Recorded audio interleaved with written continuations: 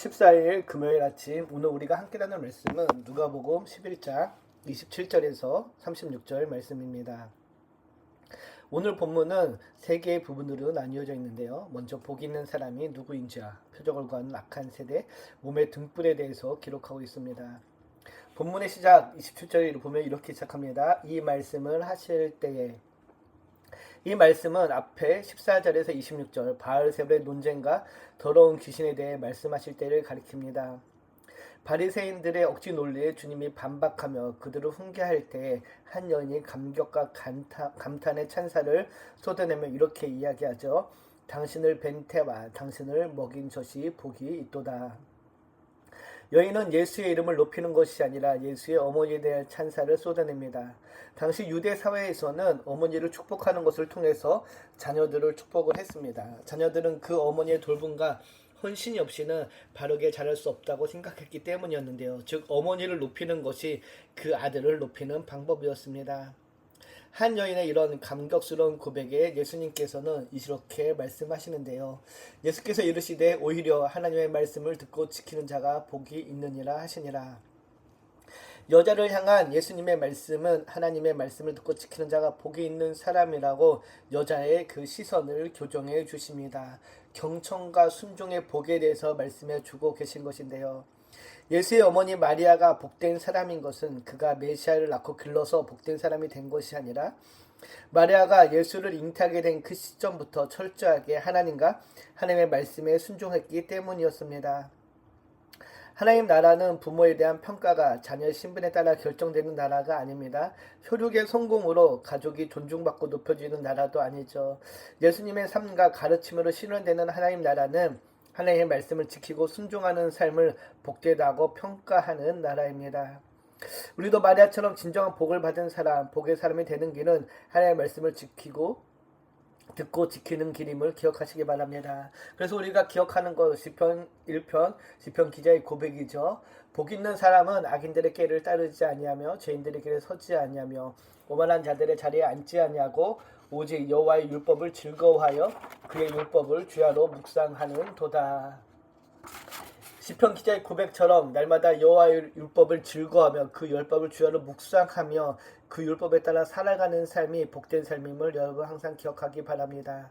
오늘 여인은 예수님의 가르침에 놀라 감탄했지만 예수님의 가르침에 감탄하고 동의하는 것에 그쳐서는 안 되고 그 가르침에 구체적인 삶으로 응답할 때 복된 인생이 됨을 기억하시며 오늘도 주님의 말씀에 따라 살아가는 저와 여러분이 되기를 주님의 이름으로 축복합니다. 이렇게 주님의 말씀에 감탄하는 사람도 있었지만 그러나 하나님의 말씀, 주님의 말씀에 순종하지 않는 세대, 예수님의 정체를 아직 파악하지 못한 세대도 있었습니다. 29절을 보면 이렇게 이야기하죠. 우리가 모였을 때에 예수께서 말씀하시되 이 세대는 악한 세대라 표적을 구하되 요나의 표정밖에는 보일 표적이 없나니. 악한 세대에게 보일 표적에 대해서 말씀하십니다. 예수님께서는 당신이 사역하는 그 시대를 악한 세대라 규정하십니다. 이 악한 세대의 특징은 표적을 구하는 것이었습니다. 눈앞에서 벌어지는 하나님 나라의 일을 인정하지 않을 때 그들은 더 많은 표적을 요구하게 되는데요. 어제도 말씀드렸듯이 주님이 오셔서 수많은 기적과 이적을 베풀고 병든 자를 고치시며 하나님 나라의 말씀을 선포하고 가르치셨지만 여전히 그들은 하나님의 표적을 구했습니다. 그들의 완고함과 불신이 표적에 대한 요구로 이어지고 있는 것인데요. 그들이 기대하던 메시아와 다른 모습으로 이 땅에 오신 주님을 인정할 수 없었기 때문이었습니다. 그들이 표적을 요구했던 것은 주님을 그리스도로 믿기 위해서가 아니라 부인하기 위해서였던 것이죠. 과거 출애굽을 경험하고도 하나님의 말씀에 순종하지 않았던 이스라엘 백성처럼 악한 세대는 완악하여 주님을 인정하지 않고 받아들이지 않을 뿐입니다. 예수님께서는 표적을 요구하는 사람들에게 보여줄 것은 요나의 표적밖에 없다고 말씀하시죠. 30절을 보면 이렇게 이야기합니다. 요나가 니네 사람들에게 표적이 된과 같이 인자도 이 세대에 그러하리라. 하나님의 말씀을 신뢰하지 못한 조상들처럼 예수님의 말씀을 신뢰하고 받아들이지 못하는 사람들에게 주님이 보일 표적은 오직 요나의 표적밖에 없다라고 이야기합니다. 니느웨의 심판을 예언한 요나는 니느웨 사람들에게 심판의 표적이었습니다. 마찬가지로 심판을 경고한 예수님 역시 이 세대의 표적이 되신다라고 말씀하고 계신 것이죠. 예수님께서 표적을 구하는 사람들에게 요나 선지자의 이야기를 하신 것은 3일의 물고기 뱃속과 3일의 무덤이라는 공통점이 있었기 때문만은 아니었습니다. 요나 선지자에게는 소명, 즉 니네 사람들에게 들려줄 하나님의 말씀이 있었습니다. 그 말씀이 니네 사람들을 회개하게 했습니다. 그래서 요나 선지자가 물고기 뱃속에 있다가 3일 만에 나온 것이 표적이 아니라 바로 요나 자신이 하나님이 어떤 분이신지, 하나님은 아무리 잔혹한 사람들도 사랑하는 분이시며 그들이 하나님께로 돌아오기를 원하시는 분이심을 보여주는 살아있는 표적이 되었습니다. 마찬가지로 주님 역시 그런 표적이 된다라는 것이죠. 자신들의 눈과 귀로 직접 보고도 믿지 않는 자들에게 주님은 그들이 증거가 부족해서가 아니라 믿을 마음이 없어서임을 지적하시며 보고 들어도 믿지 않는 자들에게 오직 심판이 있을 뿐임을 말씀하십니다. 그리고 이어지는 본문은 눈을 등불에 비유하여 진리인 복음을 밝히 볼 것을 말씀하십니다.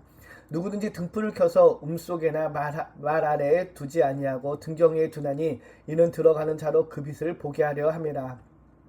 내 몸의 등불은 눈이라. 내 눈이 성하면 온몸이 밝을 것이요 만일 나쁘면 내 몸도 어두우리라. 불을 켜는 목적은 어둠을 밝히기 위해서입니다. 등불을 켜서 밀신이나 그릇으로 덮어두는 사람은 없습니다. 만약 등불을 은밀한 장소나 그릇으로 덮어둔다면 그 등불은 제 역할을 하지 못하게 됩니다. 등불이 제 기능을 하지 못하면 빛이 생길 수 없고 어두움을 밝힐 수 없습니다. 본문에서는 몸의 등불은 눈이라고 이야기합니다. 34절에서 주님은 우리의 눈을 등불에 비유하여 그 눈이 제 역할을 감당해야 됨을 말씀하십니다. 여기서 눈은 말씀을 보고 말씀을 대하는 우리의 태도와 가치가 아니라고 할 수 있습니다. 예수님은 우리의 눈을 진리를 바라보는 시선에 비유하며 이 시선이 바르면 인생이 밝을 것이고 나쁘면 인생이 어둡게 될 것이라고 하십니다. 34절에 눈이 성하다라고 말씀하시는데 이 성하다는 좋은, 분명한, 순전한이라는 뜻이 있습니다. 즉 영적 안목이 단순하고 진실되게 진리에만 고정되어 있음을 의미하는데요. 우리의 눈이 주님과 주님의 말씀에 고정되어 있다면은 우리의 삶은 날이 갈수록 밝아지게 될 것입니다. 그러나 우리의 눈이 나쁘면 빛이 들어오지 못하므로 눈이 어두워서 몸이 어두워지게 될 것이라고 이야기하고 있는 것이죠. 즉 우리가 윤리적으로 타락해 있다면은 그분은 빛을 보지 못하고 받아들이지 못하는 상태이므로 결국 몸이 어둠에 사로잡히게 될 것을 말씀하고 계십니다. 그러면서 35절 36절에 이렇게 이야기하죠. 그러므로 내 속에 있는 빛이 어둡지 아니한가 보라. 내 온몸이 밝아 조금도 어두운 데가 없으면 등불의 빛이 너를 비출 때와 같이 온전하게 밝으리라 하시니라. 바리새인들과 서기관들은 평생 말씀으로 더불어 사는 사람들이었습니다. 그러나 진리의 실제이신 예수님을 보면서도 애써 부인하고 외면하고 말았습니다. 그들의 초점을 맞추며 보기를 원했던 것은 표면적으로 하나님의 말씀이었지만 실상은 조상 때부터 내려온 전통과 자신들의 생각이었기 때문이었습니다. 누구도 등불을 켜놓고 숨겨놓지 않습니다. 집안으로 돌아오는 사람들에게 볼 수 있도록 등경해 두는데요. 예수님도 누구든지 알아볼 수 있도록 자신을 계시하였지만은 그러나 예수님께 표적을 구한 이들처럼 이 등불을 알아차리고 영접할 수 있는 영적인 눈이 어두우면은 그 사람의 몸도 어두울 뿐입니다. 이는 우리의 영적인 상태가 얼마나 중요한지를 보여줍니다. 오늘날 다양한 정보와 가치가 혼재된 세상 속에서 우리는 하나님의 말씀을 기준 삼아야 할 것입니다. 시편 119편의 시편 기자가 이렇게 고백하죠. 주의 말씀은 내 발의 등이요 내 길의 빛이니이다. 시편 기자의 고백처럼 주님의 말씀을 등 삼아 빛 삼아 걸어가야 할 것입니다.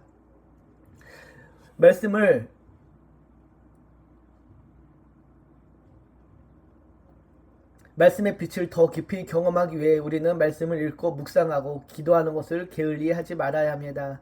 말씀을 읽고 묵상하며 기도 가운데 그 안에 담겨진 하나님의 뜻을 분별하며 그 뜻대로 살아가야 한다는 것이죠. 그 말씀을 우리 삶에